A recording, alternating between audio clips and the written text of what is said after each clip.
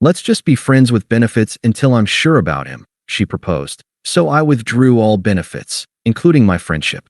Now he's sure he doesn't want her. Hey viewers, before we move on to the video, please make sure to subscribe to the channel and hit the like button if you want to see more stories like this. Thanks. Throw away for obvious reasons. This all went down about a year ago, but it still feels fresh enough to share. I figured Reddit might appreciate the irony. It's got that classic mix of betrayal, quiet exit, and karma doing its thing. If you're into those how I dodged a bullet stories, buckle up. I should start from the beginning to set the scene. My name's not important, but let's call her Katie. We met in college, back when life was all about late-night study sessions and cheap takeout. I was the steady one, majoring in engineering, always planning ahead. Katie was studying marketing, full of big ideas and that infectious energy that made everything feel exciting. We clicked right away. After graduation, we moved in together to this cozy apartment in the city, splitting rent and building what I thought was a solid future. For the first couple of years, things were great. I was loyal to a fault. I turned down a job offer that would have meant relocating because Katie was just starting at her agency and didn't want the disruption. Instead, I took a local gig as a project engineer, decent pay, stable hours, so I could be there for her. And I was. When she hit a rough patch at work, getting passed over for a promotion and dealing with some anxiety from the stress, I was her rock. I'd come home, make dinner, listen to her vent for hours. There were nights I'd stay up researching coping strategies or just holding her while she cried about feeling stuck. I even dipped into my savings to cover her therapy sessions when her insurance fell short. "You're my safe place," she'd say, curling up against me. It felt good, like I was building something real. But looking back, there were signs I ignored. Katie started getting more into social media for her job, posting about living your best life and all that. She'd scroll through influencers' feeds and make these offhand comments. "God, look at his adventures. Why don't we do stuff like that?" I'd laugh it off, suggest a weekend trip, but she'd wave it away, saying she was too busy. Then came the late nights, networking with colleagues. She'd come home tipsy, talking about this guy Alex from a partner firm, how charismatic he was, how he just got the industry in a way I didn't. I chalked it up to professional admiration. After all, I trusted her. We were committed. We'd talked about marriage someday, kids even. I was the guy who remembered anniversaries with handwritten notes and her favorite flowers. Sacrifices? Yeah, I made them. Like the time I canceled a guy's trip to the mountains because her family was in town and she wanted me there for support. Her mom was going through a divorce, and Katie insisted it would be awkward without me playing buffer. So I stayed, mediated the drama, and watched my buddy's photos roll in without me. Things escalated subtly. Our intimacy dipped, not drastically, but enough that I noticed. She'd be affectionate one day, distant the next. I tried talking about it, but she'd brush it off with work stress, or, "I'm just tired." I believed her because why wouldn't I? I was all in. Then, about 6 months before the blow-up, she started going to these industry mixers more often. Alex's name popped up a lot. He's got this wild story from backpacking in Europe, or, "Alex says the market's shifting. I need to level up." I felt a twinge of jealousy, but pushed it down. I wasn't the insecure type. Instead, I doubled down on being supportive, helping her prep presentations, celebrating her small wins. Hell, I even suggested she pitch a collaboration with Alex's team if it helped her career. That's how committed I was, putting her growth first, even if it meant sidelining my own ego. It all came to a head one Friday evening. I'd gotten off work early, picked up ingredients for her favorite pasta dish, thinking we'd have a chill night in. The apartment smelled like garlic and basil when she walked in, but her face wasn't right. Distracted, fidgety. She set her bag down and said we needed to talk. My stomach dropped, but I kept it together, plating the food like nothing was wrong. We sat at the kitchen table, and that's when she laid it out. She pushed her plate away after a couple bites, like the food I'd made was suddenly unappetizing. "Look," she started, not even meeting my eyes at first. "I've been thinking a lot about us. About where I'm at in life." I nodded, staying calm, though my mind was racing. Was this about moving? A job change? But no, she kept going. "I met someone. At one of those mixers. Alex, the guy I've mentioned? He's different. Exciting. We clicked, and we've been talking a lot. I set my fork down slowly. Talking? I asked, keeping my voice even. Inside, it felt like the floor was tilting, but I wasn't going to lose it. Not yet. Yeah, talking. And more, okay? We've gone out a few times. Nothing serious yet, but I feel like there's potential there. He's got this energy, this drive. It's making me realize I've been settling a bit with us. She finally looked up, her tone shifting to something almost casual, like she was discussing weekend plans. Don't get me wrong, you're great. Stable, sweet. But I need to explore this. See if it's real. I leaned back, processing. So you're breaking up with me? I said it flatly, no accusation, just clarifying. She fidgeted with her napkin, twisting it in her hands. Not exactly. I mean, I don't want to lose you completely. You're my best friend, right? The physical stuff between us is still good, comfortable. So what if we just shift things? Like, be friends with benefits for a while. Until I'm sure about him. That way, I get space to figure it out, and you still get the perks. No strings, no drama. It's mature, don't you think? If you really care about me, you'd want me to be happy. Her words hung there, smug in their logic, like she'd rehearsed this pitch. I could see the entitlement in her eyes, the way she assumed I'd jump at scraps because I'd always been the reliable one. Perks? I echoed, still calm, though the betrayal burned. You want me as a backup while you test drive someone else? She rolled her eyes a little, like I was overreacting. Come on, don't make it sound like that. It's not a demotion, it's practical. We've got history. Alex is fun, but who knows? If it doesn't work, we could pick up where we left off. And in the meantime, we keep the good parts, the sex, the hanging out, without the pressure of labels. It's win-win. Lots of people do this nowadays. It's evolved. Evolved? I repeated, tasting the word. She was twisting everything, our commitment, my loyalty, into some casual arrangement that benefited her. The hypocrisy hit hard. I'd been her emotional safety net for years, and now she wanted to keep the benefits while chasing excitement? And if I say no? I asked, my tone steady. She shrugged, a bit dismissive now, like she'd expected pushback, but not outright refusal. Then I guess we're done. But that'd be stupid. Why throw away what we have over something that might not even last? Think about it. You get to keep me around without the commitment stuff you're always pushing for anyway. I sat there for a long moment, the pasta going cold between us.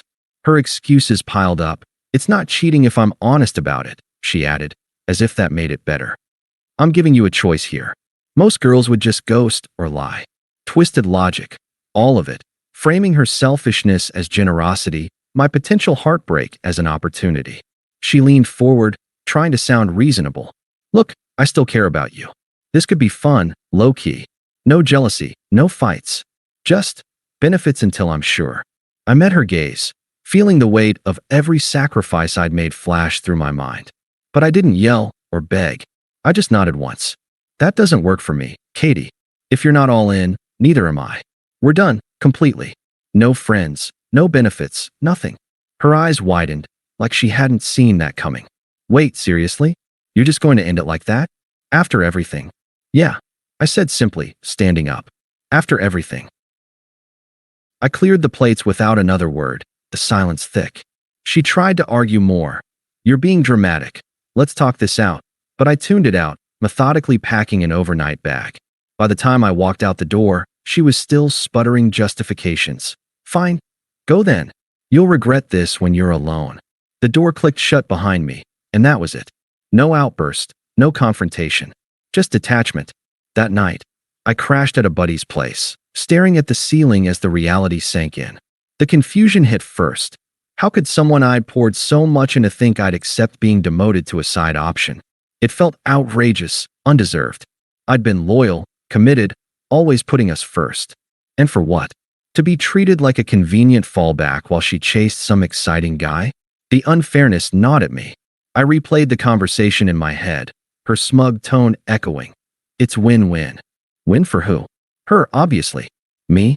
I was supposed to be grateful for crumbs. The next few days were a blur of silence. I didn't text her, didn't call. Instead, I focused on logistics, arranging to get my stuff from the apartment when she was at work, canceling shared subscriptions, untangling our finances quietly. It wasn't revenge, it was self-preservation. I blocked her on everything. Phone, socials, email. No contact from the jump. Why give her access when she'd already shown what she thought of me? But man, the emotional weight lingered. I'd sit in my temporary spot at my friend's, scrolling through old photos before deleting them. Flashbacks kept coming.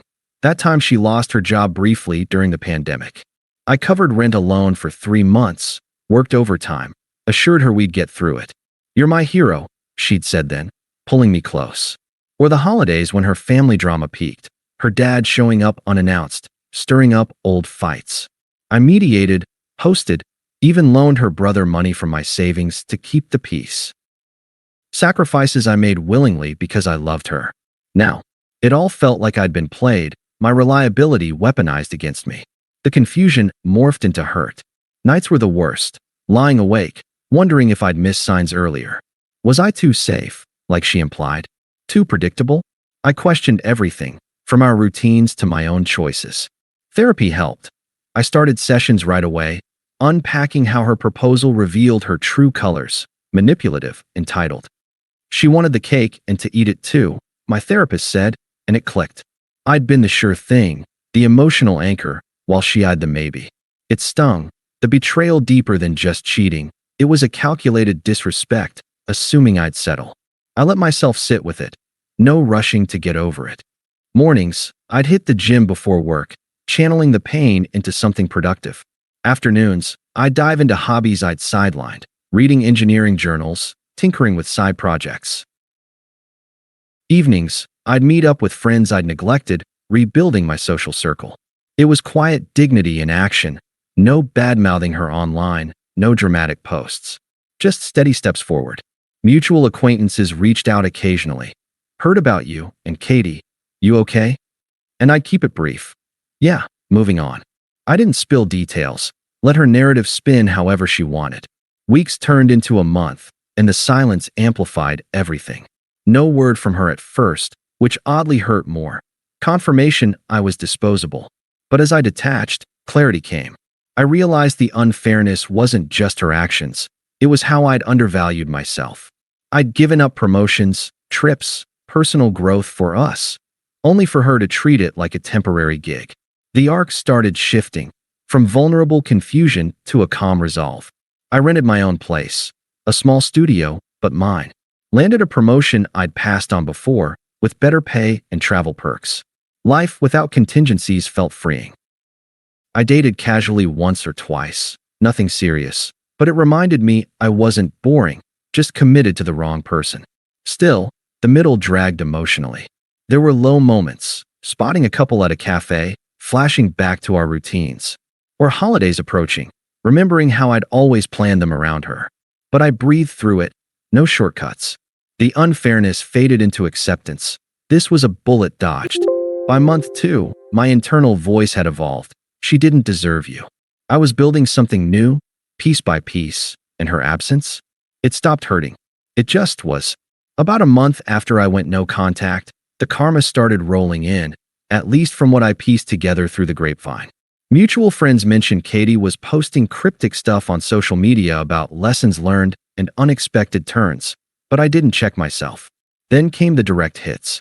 Turns out Alex, the exciting guy, wasn't looking for anything serious.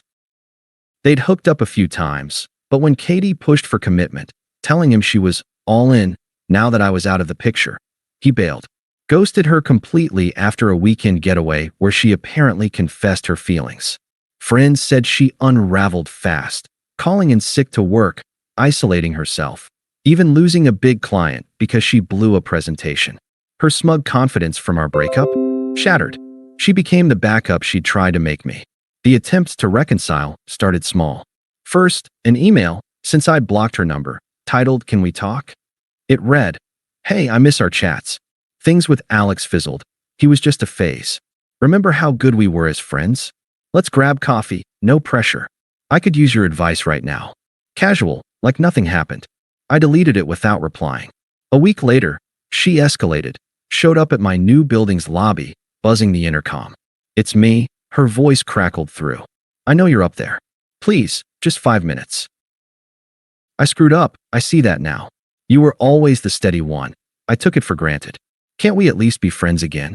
The benefits part was stupid. I was confused. I didn't buzz her in. Instead, I texted the doorman to say I wasn't home. But she didn't stop. Her friends got involved next. Toxic as hell. One, her bestie Sarah, called from an unknown number. Dude, you're being a dick. Katie's going through it. Alex used her and dipped. She needs her support system. You owe her after all those years. Grow up and answer her texts. Another, her cousin Mike, messaged on LinkedIn of all places. Family's worried about her. She's not eating, crying all the time. Be a man and forgive. Everyone makes mistakes. Don't make this harder than it needs to be.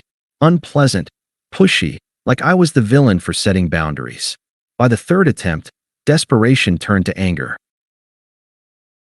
Voicemails piled up from borrowed phones. How can you ignore me like this? After I was honest with you? You're punishing me for exploring.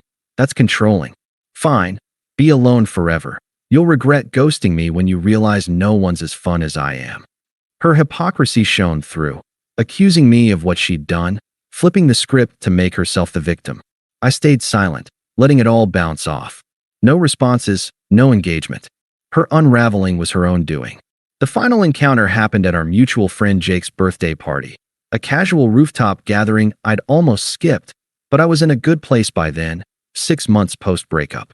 I'd shown up with a couple co-workers, feeling lighter than ever. New promotion meant travel. I'd just gotten back from a conference in another state, networking like crazy. Gym routine paid off too. I was fitter, more confident. Even started seeing someone casually, though nothing serious yet. Katie was there, looking worn, forced smile, solo in the corner. Our eyes met across the crowd, and she beelined over, cornering me by the bar. Please, she started, voice low but urgent, glancing around like she didn't want a scene. I need to say this. Alex was a mistake. He never wanted more, just used me for fun. I see now what I had with you. Stable, real. I was an idiot proposing that FWB crap. I was scared of committing fully. Can we start over? Even as friends first? I've changed, I swear. She reached for my arm, but I stepped back calmly, treating it like a bad business pitch. Katie, I said evenly, no emotion leaking through. Our arrangement ended the night you suggested it.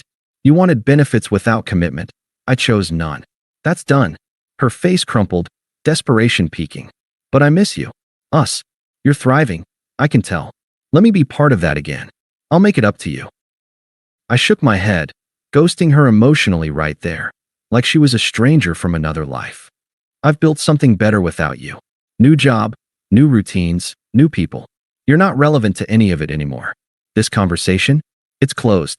No sympathy, no sorry it didn't work out. Just facts. She stood there, powerless, as I turned back to my group, laughing at a joke. The power flip was clear. She was desperate. I was indifferent. She left early, alone. Looking back, that chapter closed for good. I'm in a great spot now, promoted again, traveling for work, even dating someone who values commitment without games. Katie? Last I heard through the vine, she's still single, jumping from fling to fling, but I don't think about her. Lesson learned. Don't settle for being anyone's backup. If you've been through something similar, drop your stories below. Thanks for watching. Make sure to subscribe to the channel and hit the like button. What do you think about this story? Share it in the comments.